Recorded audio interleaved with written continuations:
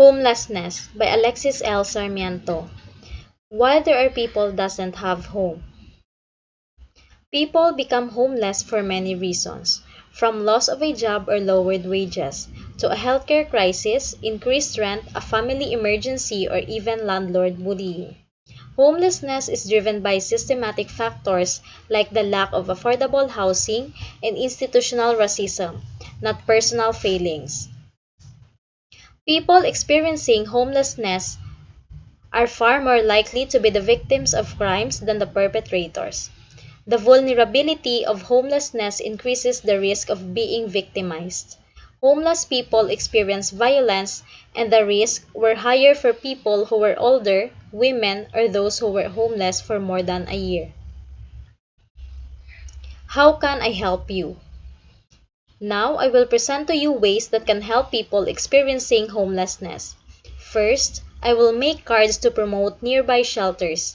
In order to find out who's doing ground-level homeless services in your backyard and familiarize yourself with their locations and any special populations they serve. Second, donate clothes, especially socks. Shelters are always in need of new and gently used clothes, especially personal hygiene items and socks. Third, volunteer your time. Most homeless shelters or service organizations will welcome your on-hand assistance, and in many cases they have staff members who cultivate volunteer relationship. Fourth, fundraise. With social media and crowdfunding options like GoFundMe, it's never been easier to solicit support for an organization or a cause. Fifth, research your local candidates. Politicians can dictate your community or city's policies and funding levels for homeless services and affordable house. Lastly, remember youth homelessness.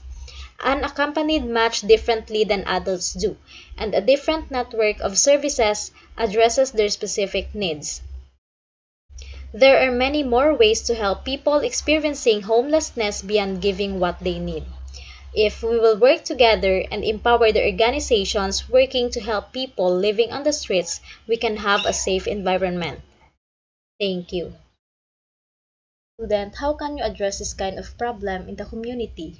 So as a student, I can address this kind of problem in our community by voluntarily suggesting something to the head or the head of the organization that is responsible in this kind of situation, like giving my full time and effort to do so for our homeless people around. Thank you.